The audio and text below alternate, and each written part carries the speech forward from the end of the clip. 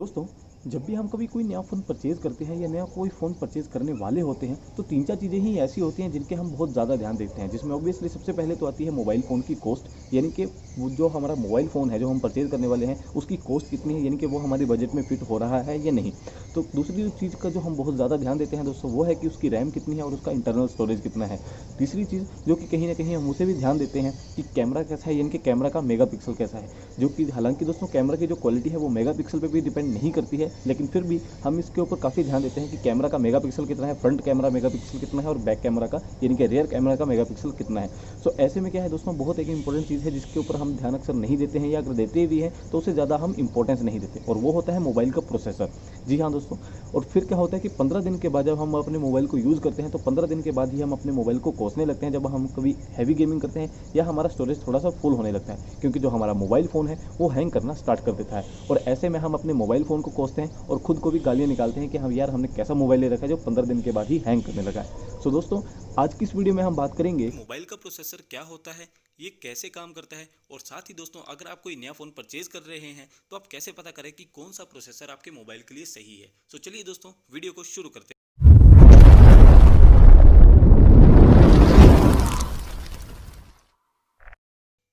अब देखिए दोस्तों, मोबाइल का प्रोसेसर क्या होता है, ये हमारी आज की इस वीडियो का टॉपिक है। तो प्रोसेसर किसी भी मोबाइल का दिमाग होता है, ये बात आप समझ लीजिए। अब मोबाइल में कोई एप्लीकेशन जब चलाते हैं तो उससे होने वाला ज़्यादा से ज़्यादा काम आपके प्रोसेसर से ही कंट्रोल होता है, यानी कि जितने भी जो फंक्शन हैं वो मैक्सिमम टाइम आपके प्रोसेसर से ही कंट्रोल होते हैं। अब देखिए दोस्तों, शुरू शुरू में जब एंड्रॉयड फ़ोन आए थे नए मार्केट में, तो उसमें सिंगल कोर प्रोसेसर दिया जाता था। तो सिंगल कोर प्रोसेसर में एक डिसएडवांटेज ये था कि वो ज़्यादा बोझ पड़ते ही हैंग होने लगता था। इसलिए इसकी क्षमता को बढ़ाने के लिए प्रोसेसर में अतिरिक्त कोर लगाए जाने लगे, जैसे कि दोस्तों 2 कोर यानी कि ड्यूल कोर प्रोसेसर, 4 कोर यानी कि quad core processor, hexa core यानी कि 6 कोर, 8 कोर यानी कि ऑक्टा कोर और 10 कोर यानी कि डेका कोर प्रोसेसर। तो आज की डेट में दोस्तों इस इतने प्रोसेसर जो है वो आपके पास अवेलेबल है मार्केट में, जो कि आपको डिफरेंट डिफरेंट मोबाइल फ़ोन में देखने को मिलते हैं। अब देखिए दोस्तों, यहाँ पे मोबाइल प्रोसेसर को समझने के लिए कुछ एक बातें हैं जो आपको ध्यान देना बहुत ज़रूरी है, और मैं आपको इन्हें प्रैक्टिकली भी दिखाऊंगा तो आप बहुत अच्छे से इसे समझ जाएंगे और आपको बहुत इजीली समझ आ जाएगा। जो कि है दोस्तों मोबाइल प्रोसेसर का आर्किटेक्चर, इसके बाद आता है मोबाइल प्रोसेसर की पावर, और इसके बाद आता है मोबाइल में प्रोसेसर में कोर की संख्या, यानी कि कितने कोर हैं वो भी डिपेंड करता है कि आपका मोबाइल का प्रोसेसर कैसा होगा। और साथ ही दोस्तों कि मोबाइल प्रोसेसर की फ्रीक्वेंसी कितनी है। तो दोस्तों ये सुनने में वर्ड थोड़े अजीब से जरूर लग सकते हैं आपको कि ये काफ़ी हैवी वर्ड्स हैं, यानी कि आर्किटेक्चर, फ्रीक्वेंसी, तो इस टाइप की वर्डिंग जो है थोड़ी सी यूज़ हो रही है यहाँ पे। तो दोस्तों इनमें डरने की कोई बात नहीं है, मैं आपको पूरा डिटेल में बताऊंगा कि इस वर्डिंग का, हर एक वर्डिंग का यहाँ पे क्या मतलब है। बहुत इजी वे में आपको समझाऊंगा, वीडियो में एंड तक बने रहिएगा। अब देखिए दोस्तों, सबसे पहले बात करते हैं मोबाइल प्रोसेसर के आर्किटेक्चर की। तो आर्किटेक्चर का मतलब होता है जो कि मैन्युफैक्चरर होता है, यानी कि उसकी जो बनावट है वो कैसी है। तो देखिए दोस्तों, यहाँ पे बात करेंगे कि मोबाइल प्रोसेसर जो है वो सिर्फ कुछ एक छोटे छोटे ट्रांजिस्टर से बनाया जाता है, यानी कि जो मोबाइल का प्रोसेसर है वो बिल्टअप होता है सिर्फ छोटे ट्रांजिस्टर से। और दोस्तों ट्रांजिस्टर का साइज़ जितना छोटा होगा आपका मोबाइल उतना ही ज़्यादा पावरफुल होगा, यानी कि जितना छोटा आपके ट्रांजिस्टर का साइज़ होएगा उतना ही ज़्यादा जो आपका मोबाइल प्रोसेसर है वो पावरफुल बनेगा। अब यहाँ पे दोस्तों देखिए, जैसे कि 632 स्नैपड्रैगन प्रोसेस, 439 स्नैपड्रैगन प्रोसेसर और 429 स्नैपड्रैगन प्रोसेसर। तो यहाँ पे जो 429 स्नैपड्रैगन प्रोसेसर ये कम पावरफुल है स्नैपड्रैगन 632 प्रोसेसर से।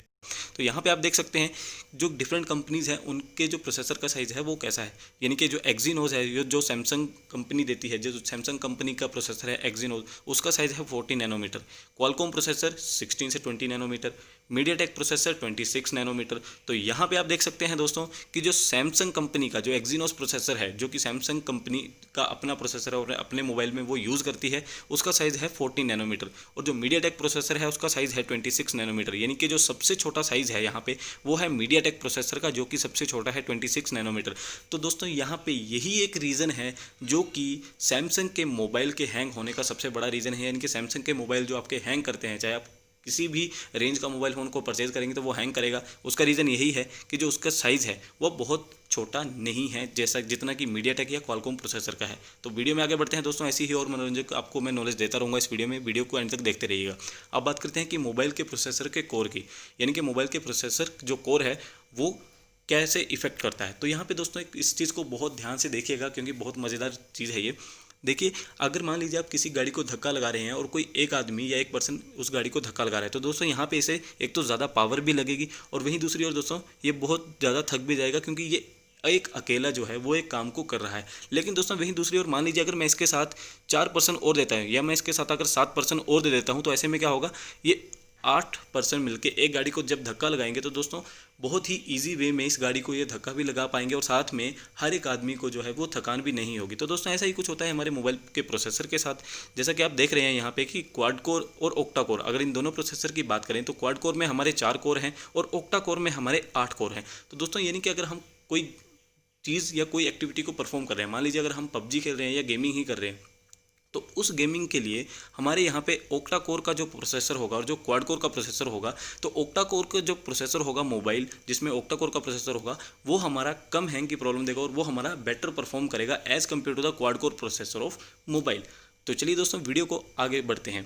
मोबाइल प्रोसेसर की फ्रीक्वेंसी। अब दोस्तों ये भी एक बहुत मज़ेदार चीज़ है कि मोबाइल प्रोसेसर की फ्रीक्वेंसी क्या है। वैसे इसके ऊपर मैंने एक अलग से वीडियो बनाई है कि फ्रीक्वेंसी क्या होती है, जहाँ पे आप पूरा डिटेल में फ्रीक्वेंसी को समझ सकते हैं।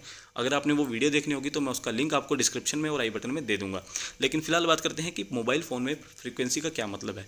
तो दोस्तों प्रोसेसर की जो वर्किंग टाइम बेस है, यानी कि अगर 1 गीगाहर्ट्ज़ की बात करें तो वो 1 सेकंड में 10 करोड़ एक्टिविटीज़ को हैंडल कर सकता है। ये 1 गीगाहर्ट्ज़ फ्रीक्वेंसी का मतलब होता है। तो अब दोस्तों जैसे कि मैं आपको प्रैक्टिकल दिखाता हूँ कि जहाँ पे जो बॉक्सेस हैं, यानी कि जो मोबाइल फ़ोन के बॉक्सेस होते हैं, उस पर लिखा रहता है कि 1 gigahertz processor, 1.2 gigahertz processor, 2.2 gigahertz processor, इस टाइप के लिखा होता है। तो दोस्तों जितना ज़्यादा जो गीगाहर्ट्ज़ होगा उसमें, जितनी ज़्यादा गीगाहर्ट्ज़ की फ्रीक्वेंसी होगी, उतना ही ज़्यादा आपका जो प्रोसेसर है वो पावरफुल होगा, यानी कि वो उतनी ज़्यादा एक्टिविटीज़ को 1 सेकंड में हैंडल कर सकता है। क्योंकि फ्रीक्वेंसी का मतलब होता है कि 1 सेकंड में कितनी एक्टिविटीज़ को कोई चीज़ हैंडल कर रही है, उसे ही फ्रीक्वेंसी कहा जाता है।